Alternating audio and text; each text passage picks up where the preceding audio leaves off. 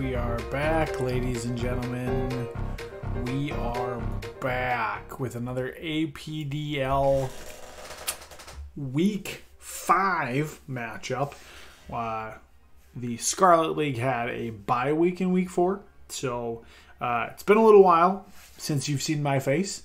And we've made some moves, and we've got a great video for you today to kind of break down where we're at in the season and what's coming next. So I appreciate you joining me. My name's JK, if I haven't said that. And I really appreciate you checking out the video and APDL Season 9 action. So this week, we are up against our good buddy Charlos, Harry, and the PDFiles. Traditionally, Harry and I have had some really close games, some really good games that have gone down to the wire. And I expect that to be just as great of a competition this time around.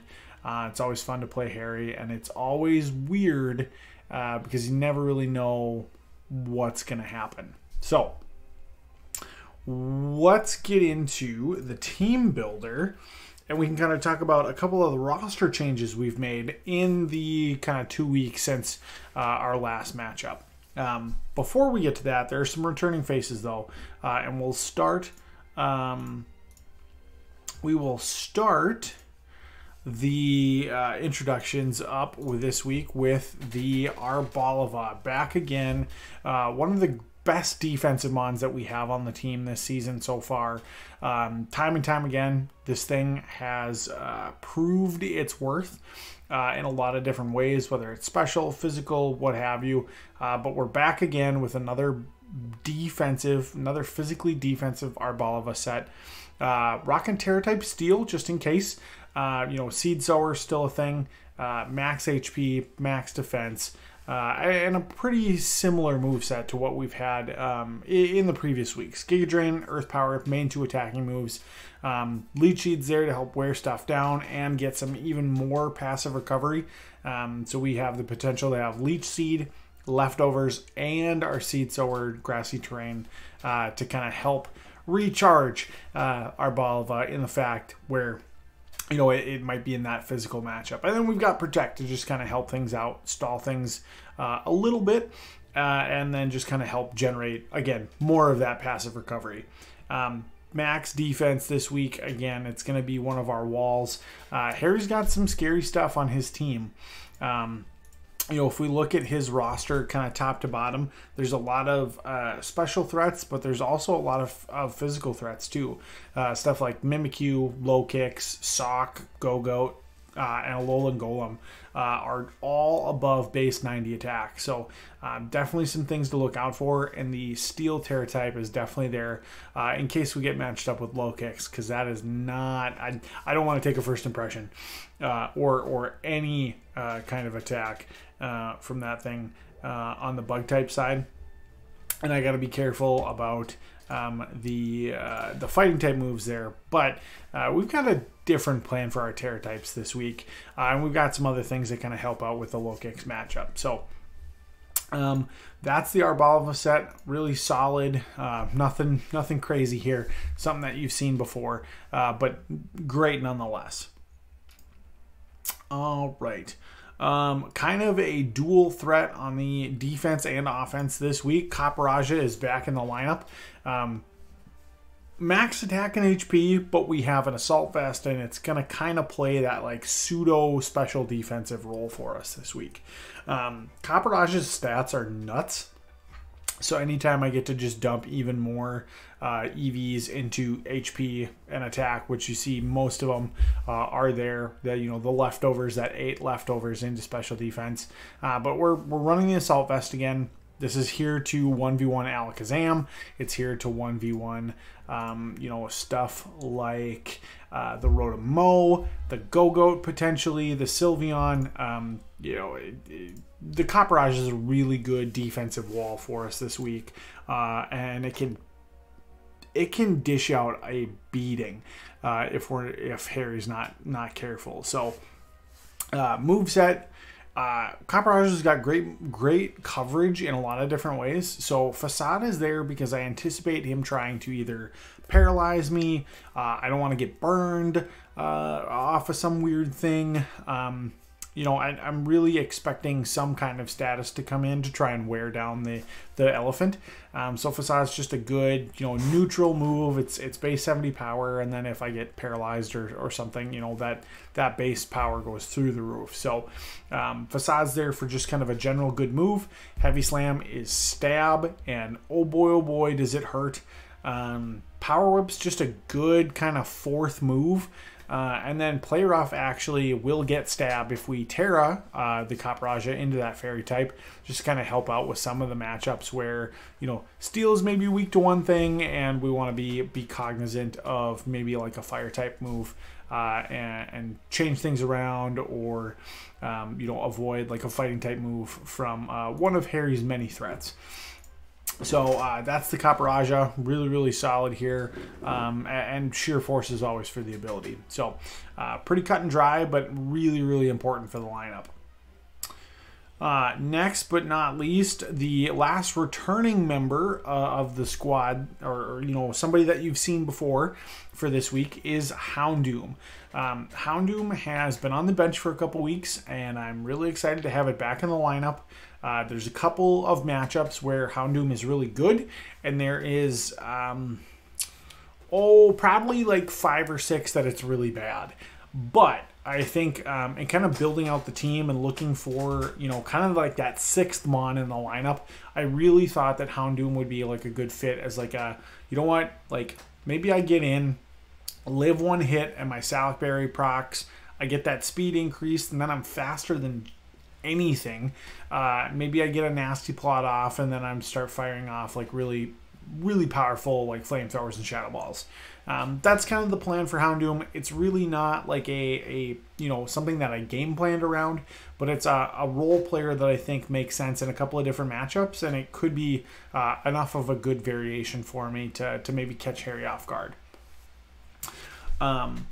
Speaking of catching people off guard, there were a couple of moves that we made over the course of the last week where we had the bye week. So I ended up dropping Claydol, Grumpig, and Baxcalibur. So 3 Mons are gone from the team. And, we've shuffled some things around. It just so happens that all 3 of the new Pokemon that came in to take those spots, we're bringing them all this week. So we're coming out swinging with the new members, and that starts with Glalie.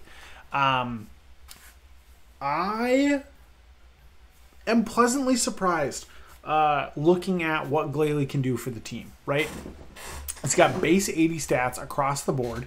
It's ice type, so it's a little on the frail side as far as typing is concerned. Ice isn't the best typing. But with Terra options, it kind of makes it a little interesting. I can kind of play around ice type not having a super good matchup. But Glalie is just kind of like a good all-round Pokemon that I made the swap purely for stats. I was looking for something that could be a little bit more versatile. Grumpig and Claydol for me were supposed to be support Mons that were a little bit bulky, and that could do, 1 or 2 things half decently, right? They're low-tiered Mons, low-point Mons. I wasn't expecting the world from them. But I think in the grand scheme of things, I really like the fact that we grabbed a unique Pokemon. I guess I don't know. I don't think of I don't think of a Glalie as being like the superstar that a team would pick up. But for 20 points, I'm really happy with what we got out of it. Which leads into the set for this week. Glalie is going to be our pseudo-suicide lead. I have a Focus Sash on there for a reason. just to make sure that, you know, if I'm presented with the opportunity to explode, I want to make sure that I can get it off. And then it's also kind of like a spikes lead for me. I looked at Harry's team. You know, hazards don't do a ton of work against him, but any chance I get to have a little bit of chip damage and kind of help win the attrition war, I think is really important. Icicle Crash and Crunch are the two attacking moves, just kind of good. You know, Icicle Crash is my stab ice move, and Crunch is just like good for coverage. Harry's got a couple of things that are weak to dark, namely the Alakazam, and that's definitely like I want something that can, you know, dish out, you know, good damage across the board. So in hindsight, this is something that Noah brought up, because Glalie stats are all 80. You know, the difference in my attack power versus my special attack power is kind of negligible. And I could have put a different ice type move on, Freeze Dry, and I'll let you kind of watch the video and come to your own conclusion on if that would have been a good idea or not. I think it probably would have, but hindsight's 2020. So that's the Glalie.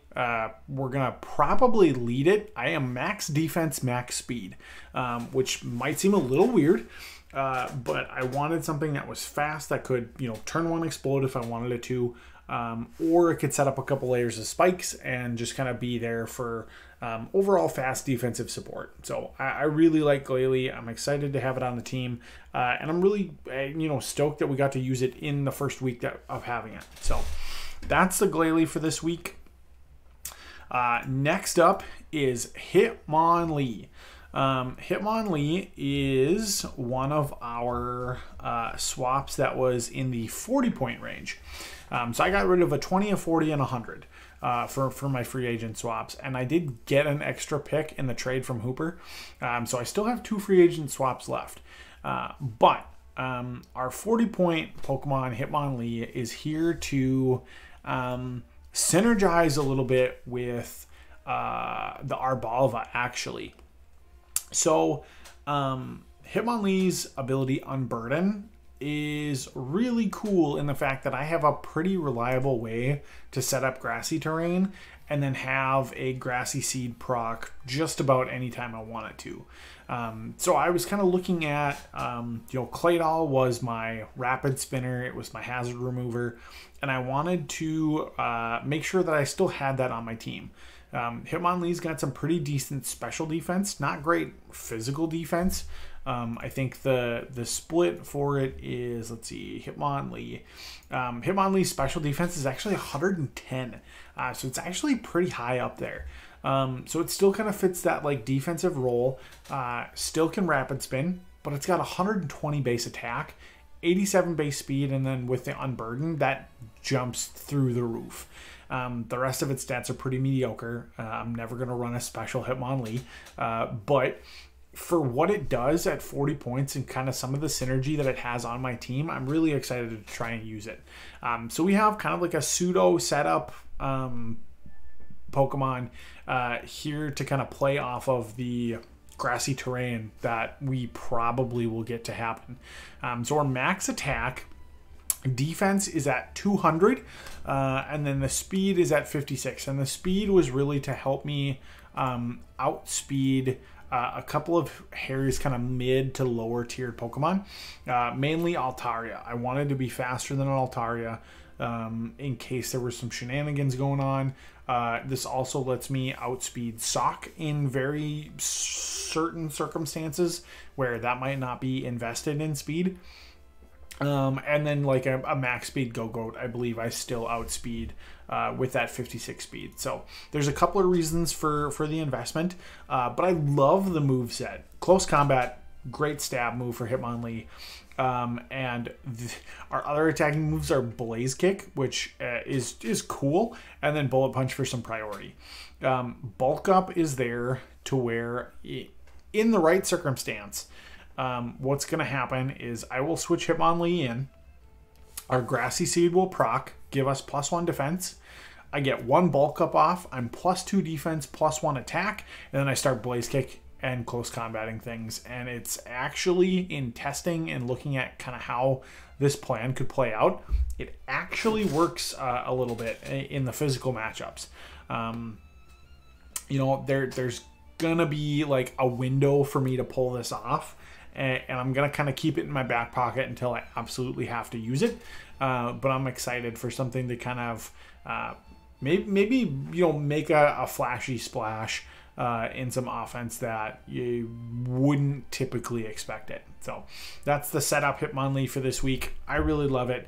It's Terror type Fire, so that Blaze Kick hits even harder. It also helps us win the 1v1 against a physical Sylveon, to where I can Terror type into Fire, lose my super effective weakness to Fairy type, and then I can start hitting bullet punches at, you know, that +1 attack or +2 attack even, if I can set up enough, and it helps dramatically in that matchup. So it's kind of niche, it's kind of wacky, but I think it's cool, and this is a game where it might work.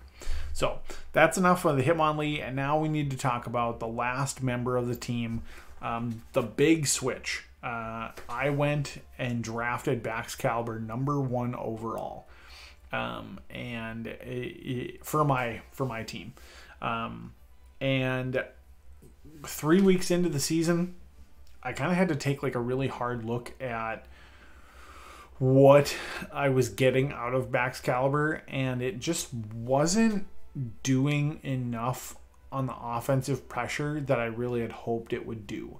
You know, it had pretty decent stats across the board, but it felt like I was running the same set over and over again, and I wanted to get creative with it. I wanted to have different move sets, different item sets, different terror sets that let me, you know, be a little bit more out of the box, and Baxcalibur just wasn't giving me that. So in thinking and looking at the 100-point tier and what was left, I made the decision to grab another dragon type, but something that instantly is a lot more scary, and Salamence. So this week, Salamence's debut, we are running a Moxie Life Orb setup set. We're dragon dancing our way to victory with this thing. Terror type Steel helps the not only Ironhead do more damage because we get that stab bonus, but also helps kind of nullify the advantage that like a Mimikyu or a Sylveon has in the Fairy over Dragon matchup. So I'm really excited that kind of Terror type gives me that flexibility and that safety net. And you know, our moveset is definitely geared to set up once and start going to town. Investment wise, we're max attack Jolly with 224 in speed, which lets me outspeed I think everything except max speed Salamence, or excuse me, max speed Alakazam. We've got base 100 speed, and I believe we still outspeed Mimikyu if it's Jolly with this investment. So then we got to throw 32 points in HP. Helps, you know, a tiny smidge of it doesn't even really help that much. But it does give us a little bit more for health to chew up with Life Orb. The moveset, Ironhead, just super effective against some of his really big fairy threats. Dual Wing Beat hits half his team for super effective damage. And then Dragon Claw is just my best stab move. He's got a couple of immunities in his fairy types, but once those are gone, I just kind of start wrecking through things. I also needed a super effective move that hit Altaria if it were to try and set up on me, and that, you know, Dragon Dance a couple times, get a couple Moxie boosts, Dragon Claw is going to do the job no problem. So this is the team for this week. I'm really excited about it, and I think it's going to be a really cool kickoff to our new team members. Getting them some action right away is really fun. So let's get into the game. And oh my goodness, I need to grab a couple of different things. You're seeing spreadsheets. Oh no!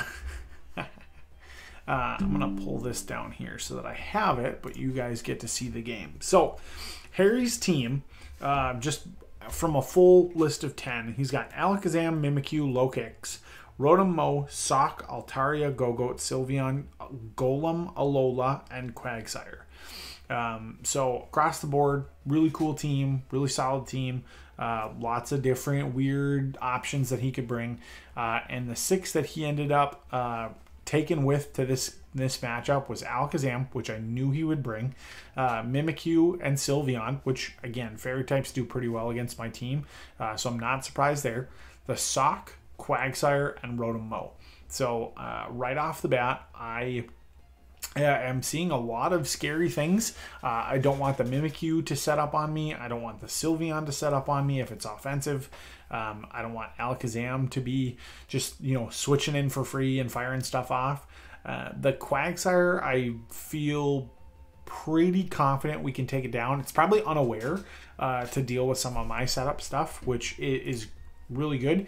Rotom and Sock are kind of like, they could be dangerous, but I'm less scared of them as opposed to the rest of the team. So thinking with kind of my lead off here and stuff, I decide that, we're going to stick with the game plan. We're going to go Glalie right away.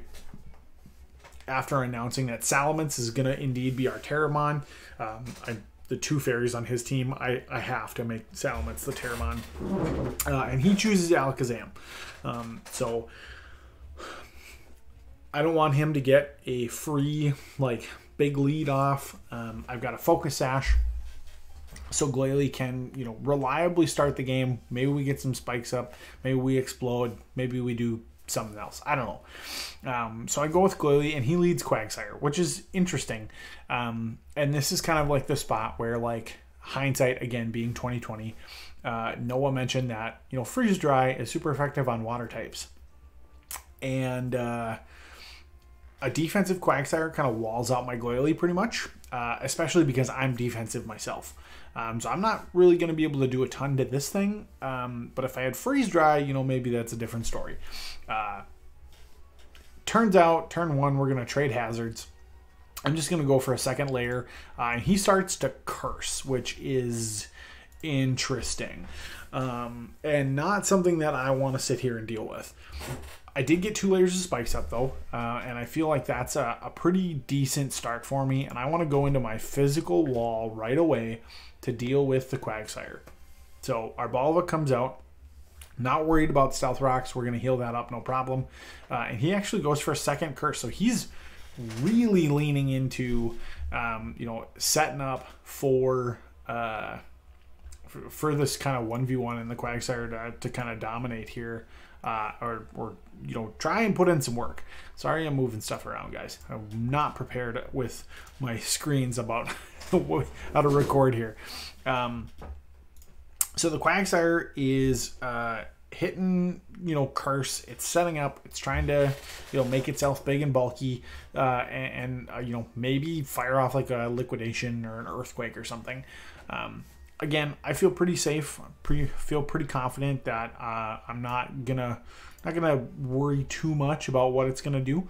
And we know that Giga Drain will absolutely annihilate this thing. So he definitely does not want to stay in. So he swaps out for Rotom Mow, and our Giga Drain does nothing.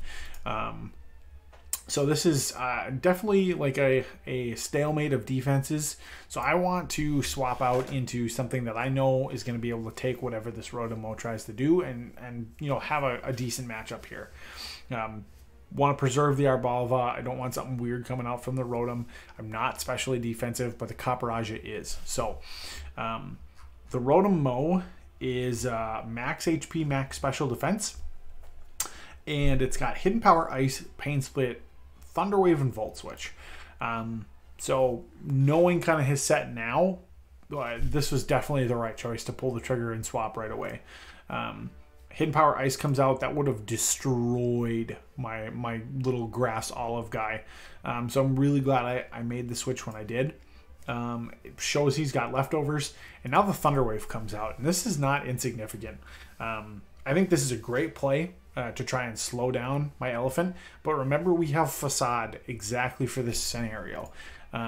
So unfortunately, I can't Facade when there's a ghost type Mimikyu kind of hanging around. However, Heavy Slam does good damage to everything, right? It is kind of the best neutral play. It's stab. I don't really lose anything by going for Heavy Slam. And we're just going to start kind of this like back and forth. I did not think he would switch there. I thought that since he paralyzed me, you know, maybe there was a Volt Switch coming or something. And I just decided that, you know what, we're going to fire off the Facade just because I felt a little bit more safe in the fact that he had stayed in. And, you know, he had Thunder Waved me and not switched out right away. So I figured Facade was a little bit safer on this play than it was the turn before. And it turns out we catch the sock and are able to knock it out in one shot, which is great for us. So we score the first kill of the game, 7 turns in, and the physical attacking sock is now out of the picture, which is great for a lot of my team, actually. Sock would have put in work against the Arbalava, potentially. The Glalie, the Houndoom, the Copperaja, it had a really good matchup against me, and I'm really thankful that we were able to take care and deal with it as quickly as we did. Turns out it was an Adamant Choice Scarf with Ice Punch, Fire Punch, Brick Break, and Zen Headbutt, so definitely scary, and would have annihilated actually 4 out of the 5 Pokemon on my team. Would have actually, it had good moves against everything on my team. Holy cow. We got very, very lucky getting that switch happen. So he brings back Rotom-Mow, and we're just going to kind of sit and chill and Heavy Slam. We do get a crit. Sorry, Harry. Never want that to happen. But now he's going to try and start whittling us down with Pain Split. So we're just going to go back and forth. I'm kind of testing out moves to see kind of what's going to do the most damage. The calc is all pretty similar. I think maybe Play Rough could get the job done. And we're just going to slowly get whittled down. And we finally do end up taking out the Rotom-Mow on turn 11. And now Alakazam comes out. So I am Steel type, and I have an Assault Vest. Alakazam could do a number of things. The 2 things that I don't want to happen. I have to stay in because I don't want this thing to set up or get like a free move off. I want to break a Focus Sash if he's got it. And I want to just kind of generally see what this thing's going to do, right? So, not even looking at the calc, I'm committed to staying in. I have to. This is the matchup that I wanted. Alakazam goes for Psychic, and we eat it up. The Assault Vest paired with my absolutely fat with a PH HP pool means that we only take 17% damage there, and we are able to successfully hit a Facade to kill the Alakazam. Great outcome for me. We're up 3-0, 12 turns in, and now the Mimikyu comes in. Copperaja at this point is, you know, pretty much done. It served its purpose. I have no real reliable way to heal it up beyond, you know, the 9% that I'm sitting at here. The other thing that I don't want to happen is I don't want this Mimikyu to get a free Swords Dance off when it's still got its disguise intact. So rather than switch, I'm just going to go for Heavy Slam. It's super effective. It's my best move. I know it's going to hit. And he actually chooses to just take the kill and play rough, which is great. Actually, like, that's probably the best outcome for me personally. Find out its Life Orb, which is interesting.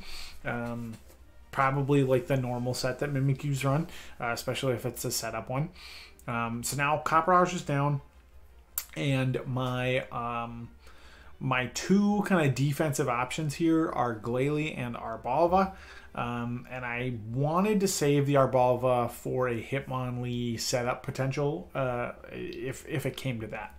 I also just wasn't really sure what the Mimikyu was going to do. So I wanted to just go into Glalie and take a chance at, ice crashing away and trying to wear this thing down and just, taking a look at what it was going to do. Shadow Claw comes in and does 39%. We unfortunately miss our Icicle Crash, which is a bummer. And then it decides to set up.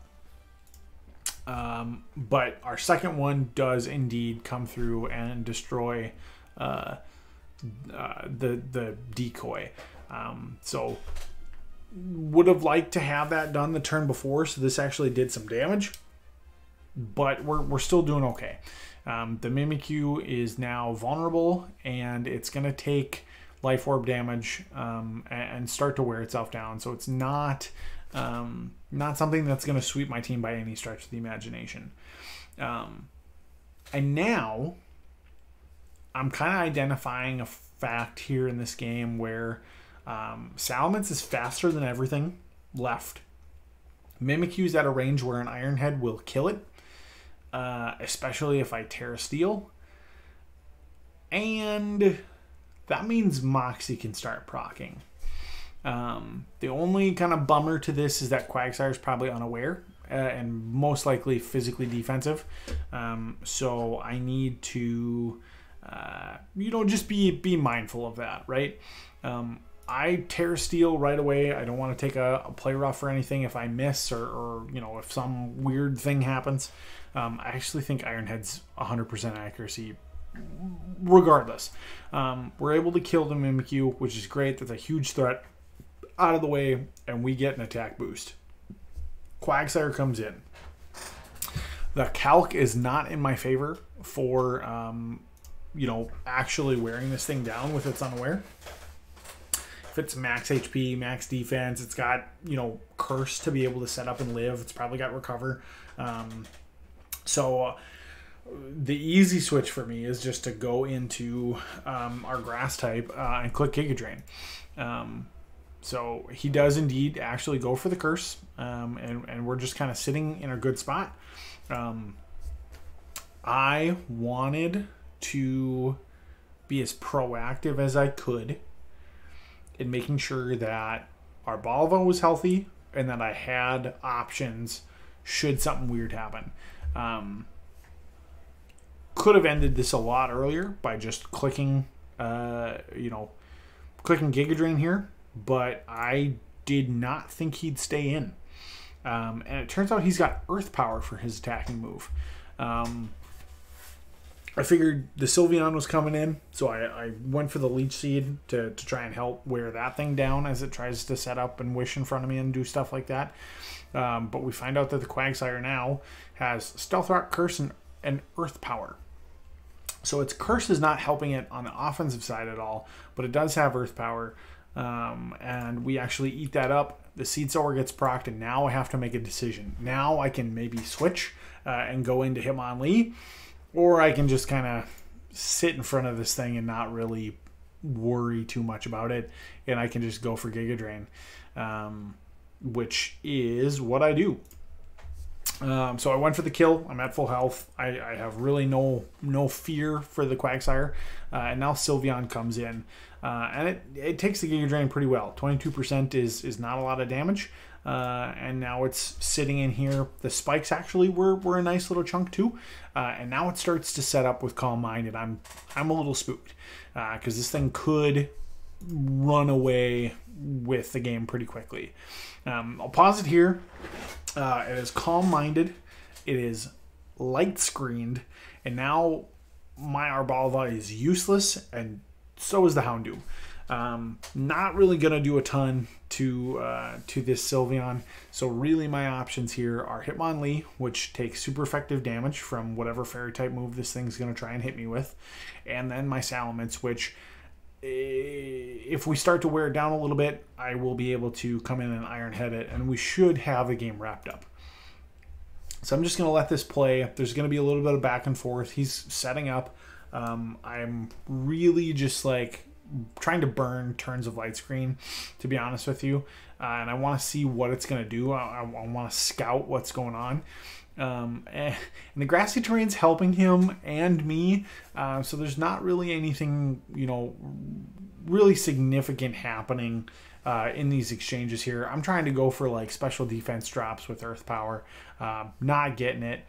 And I eventually make the choice to swap to Salamence, knowing that I can take a Draining Kiss. That Steel Tear type, man, really came in clutch. And the Ironhead actually just takes out the Sylveon. So we get the Moxie boost. Again, we're in a situation where Quagsire's in, and it can't really do anything to Arboliva. So I'm just going to go in, click Giga Drain, and this is going to be a really clean 4-0 win for us this week, and a really good kind of like continuation of good prep and moving through the Scarlet League, and kind of really pushing hard for the end of the season. So GG's to Harry. It was a super fun game. He had a couple of really scary things that he brought after looking at the team builder. Definitely like that sock going down early. Big game changer for me.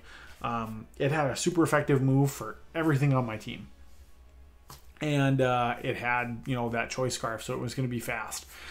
So it would have been worn down over time, but if it came in and hit something really hard and then swapped out, it could have been a lot more difficult for us. So really pleased with how we played this game, and we got a nice kind of really good confidence boost. Just kind of riding the high still, and a good kind of differential win for us too. So that's our week 5 game. Let's pull up standings here and talk about kind of where things are at league-wise. So for right now, through week 5, the Twin City Talonflames are in first place in the Scarlet League. We were like 3rd, I think, in the power rankings last week, but we are first now. Not sure where the power rankings, where we're going to sit. My guess is the Jamestown Jolteons are still going to be in first, which is fine.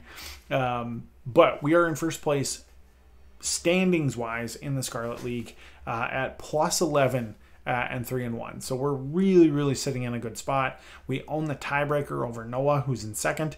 Hooper is still there at 3-1 at plus 4, and then Quincy, the Gallivant and Gallades, are 2-2 at plus 3, and that's the top half of our league. Me, Noah, Hoop, Quincy. Wild. All within one game of each other, which is pretty cool. And then the Florida just actually in that 5th spot, like Link is right there. Like one win and a couple of, us on the top half of the league beating each other up, he could maybe sneak in. Harry, Ryan, and Ruben will need to win out to be able to have a chance. But they're also, playing really well and experimenting and doing things that are keeping them, somewhat in the hunt. But they're gonna have to win out, and there's some teams on the top that are gonna have to lose both of their last 2 games. So it's gonna be tough for some of those lower teams to make it. But Florida in 5th still has a chance, still has a very real chance to potentially make it into playoffs. On the opposite side of the league, the Violet League, Jamestown, sole team at 4-1, plus 14 differential. Peyton is on a tear, and he plays the number 3 team this week, Edmonton, and definitely like my match of the week, to see kind of who's going to come out on top on the Violet League, and it's going to be interesting for sure. Second place is the Cleveland Cloisters at 3-1 at plus 8. Sean Edmonton is at 3-1 at an even differential. He's at 0. And then Garrett has rebounded, and he is 2-2 at plus 2. So he's been able, to kind of claw his way back from a slow start. And he's that 4th place team right now. The other teams in Violet Division or Violet League, Yankton, DJ, at 1-2-1. He's probably the only team left that has like a fighting chance at making playoffs. I think Rockhead Rockruffs and Western Bellatars are probably out unless something crazy happens. I think Rockhead Rockruffs might have a chance if like the world ended and like they were able to win the last 2 games to go to 3-4, and then like Garrett would have to lose out. And that would be, I think, the way that they could sneak into 4th place is if Garrett, DJ both lost both of their games, lost the differential, and then Rockhead or Rockruffs wins their last 2 games, and adds to their differential quite a bit. So I think that's the scenario where they maybe make it in, but it's tough to tell. There's still a lot of games left to get played. There's still 2 full weeks. Every team is playing to their best ability, and it's gonna be really interesting these last 2 weeks to kind of see where things fall and where we fall. But I'm feeling really good about where we're at. Top of the league is always, or top of the division is always exciting. It means that our playoff picture looks pretty clear at the moment, we're sitting in a really good spot to be able to hopefully make playoffs. I never want to count it as a for sure thing, but I think we're one win away from tying that off and being able to at least for sure make playoffs, if not be that 1 or 2 seed that we definitely want. So that's the standings and where we're at. And now on to our final 2 weeks. Our remaining schedule is tough. In week 6, this week that we're on now, between now and the next 12 days, we play the Gallivanting Galates, Quincy, and then the week after that, we play Ryan and the Castelia City King Gambits, who, Ryan is, hasn't been performing super well in the games, but holy crap is his team scary. So roster-wise, the King Gambits for our Week 7 game, they've got King Gambit, obviously, Togekiss, Halucha, Superior, Tyrantrum, Orbeetle, Emoga, Ice-Q, Scovillain, and Exploud. Oh boy. So definitely a scary team, and just because he's 3-1 does not mean that that's a free win by any stretch of the imagination. And that'll be really crucial as our last game before playoffs to be able to make sure that we're in the right spot roster-wise, make sure that we have a really concrete plan moving into that single elim playoff. In the immediate future, we have to play we have to play Quincy, who has Meowscarada, Tinkaton, Clodsire, Conkeldurr, Primarina, Driftblim, Ursaring, Colossal, Kecleon, and Sigilyph. As of this recording, Noah said that Quincy's got his team all ready for me already, and I am just getting my week 5 video up. So I've got a lot of work to do in the next kind of 4 or 5 days to get the team ready. Take a look at what we want to do against the Gallivanting Galates. Quincy's in a tough spot to where he's got to win to keep himself in the playoff hunt. And for us, if we dropped a game, it wouldn't be the end of the world, but we definitely don't want to. I would really, really like to win these next 2 weeks and end the season, 5-1, and be able to go into playoffs on with my head held high. So the next 2 weeks are going to be insanely difficult, but I'm up for the challenge, and I'm really looking forward to playing both Quincy and Ryan to end the season and hopefully, like I said, have a really good picture of where we're headed for playoffs. This video is going to be 45 minutes long. If you've made it this far, thank you. Really, really appreciate the support. Leave a comment below, as always. Tell me which set you loved in the team builder. Tell me who you're excited more for me to play, Quincy or Ryan. Drop some predictions. Do something in the comments. I would love to continue the discussion because evidently 45 minutes isn't enough. But thank you again so much. Really appreciate it. Take care and go Talonflames.